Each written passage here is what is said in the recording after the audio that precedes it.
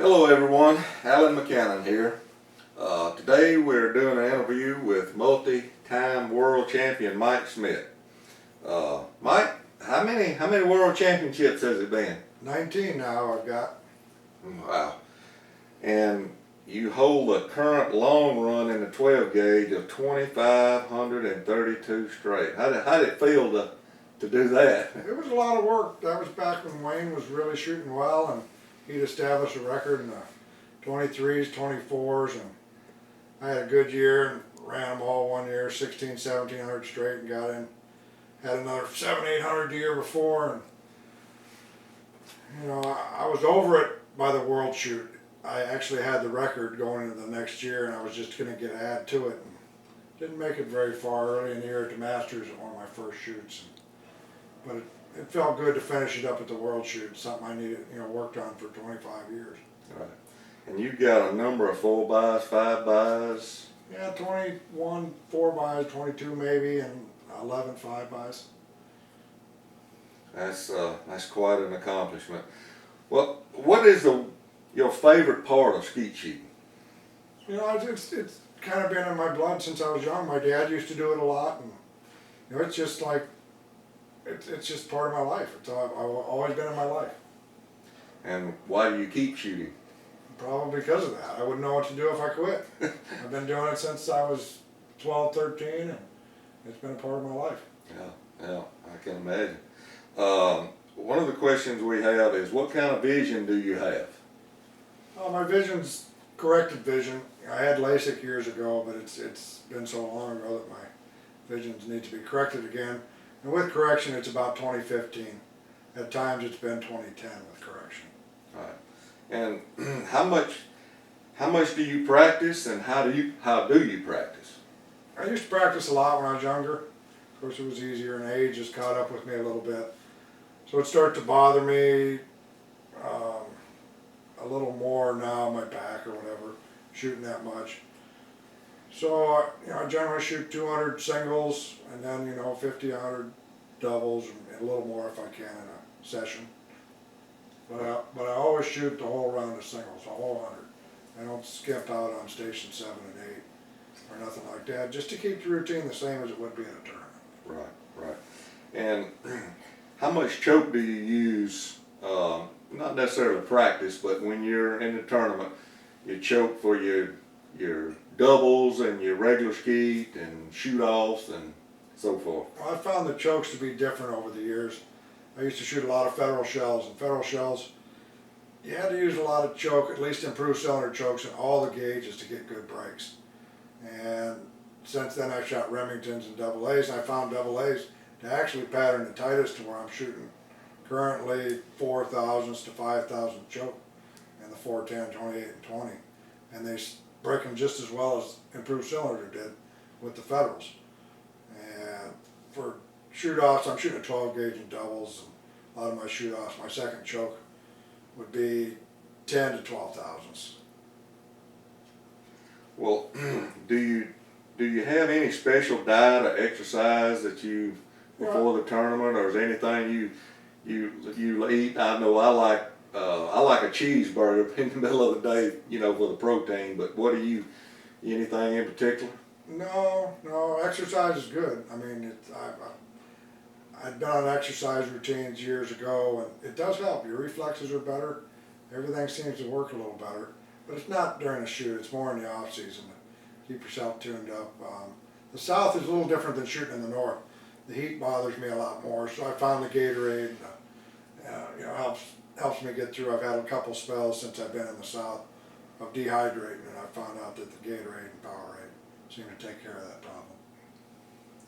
Do you feel there is a actual or a perceived advantage to shooting the 12 gauge?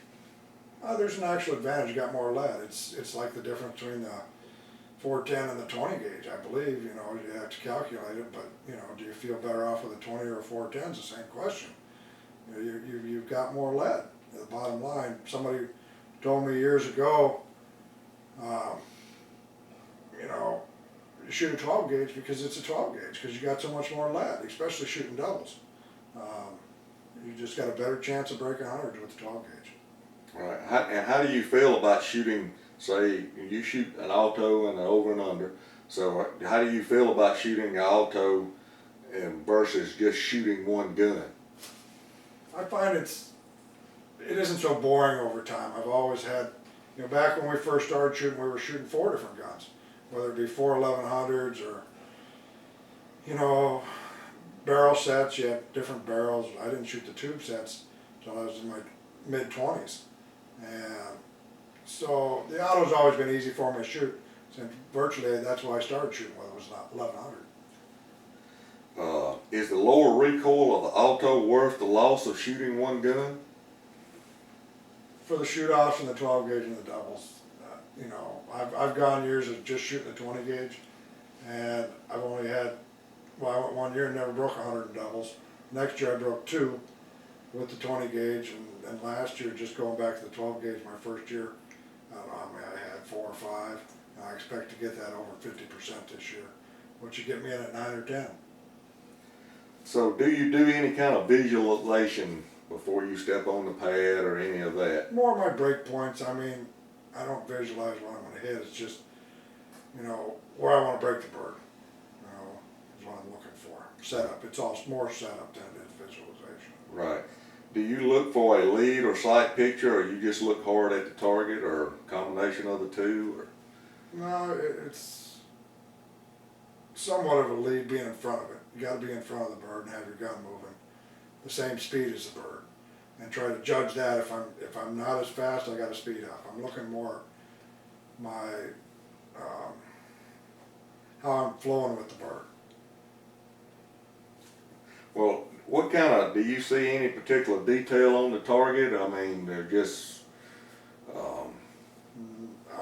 Target, we talked about it before. Years ago, I had my prescription changed. I was like, boy, I can see the target a lot better, and it looked a lot smaller, but I don't see it. When I was younger, my eyes were better. I used to see it spin back in the 70s maybe at times, but not on 3, 4, and 5, just on the closer stations. I don't see that anymore. I've gotten too old. Yeah. Well, that's part of it, I guess. In windy conditions, do you do anything different? Last year at the Blousers, we got caught that last day in the wind, and it was a good wind though.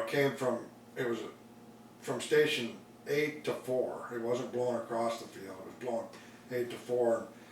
So the birds would get halfway to the stake or a little bit further, and then they'd take a little jump. So yeah, I did shoot them faster, but I wouldn't advise everybody to do that. If you're not used to shooting them faster, you don't have success shooting them halfway to the stake or quarter way or a third of the way to the center stake.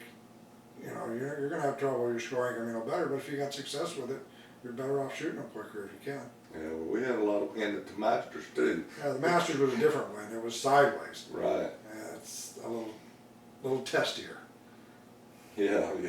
Do you feel there's an advantage or disadvantage to upright shooting versus bent leg shooting, and why would you use one versus the other? When I was in the Army and we were shooting international, the coach told us up there, you got to figure out one way to shoot and stick with that one way. I was never really good at listening to that, because I tried to find one way to shoot. We were shooting every day. I was shooting 1,000 bullets a day, 5 days a week.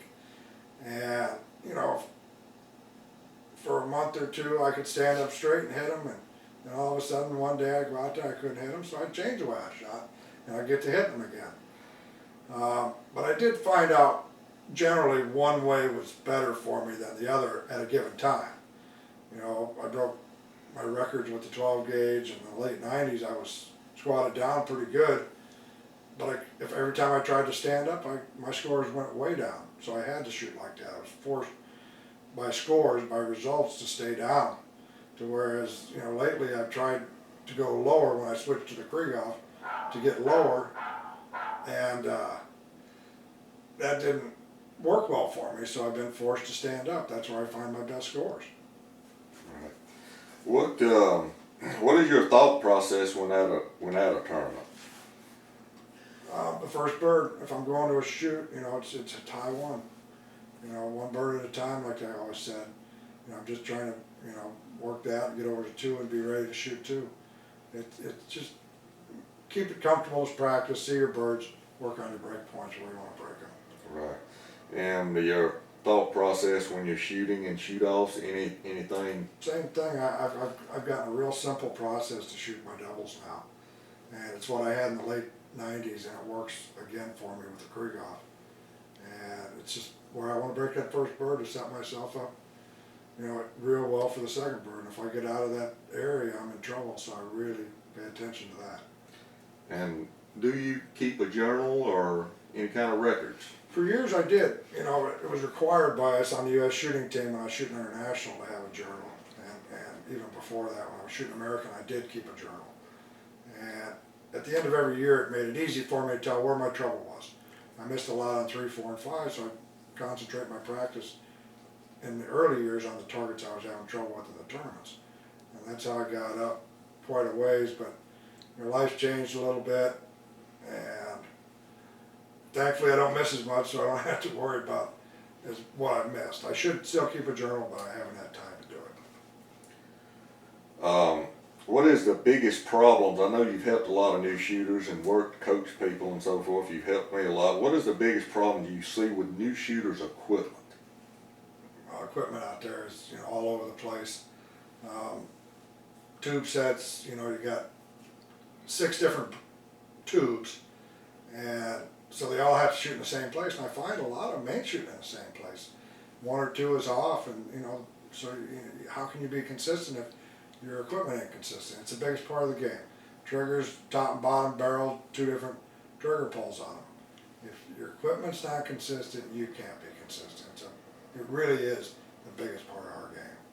And what is the biggest thing you see new shooters doing wrong, and what do you feel would help new shooters the most? Well, that's where you go back to, you know, your visualization. I wouldn't call it visualization, but practice shooting at home with the gun, with snap caps, swing the gun, visualize what you're doing, handling the gun. I mean, the more you do, practice doesn't always do it because you're reacting to the recoil, to where you can just visualize what you're trying to do with the gun, watch your gun so it's not jumping around when you're pulling the trigger, and get your muscles up and get you some muscle memory going.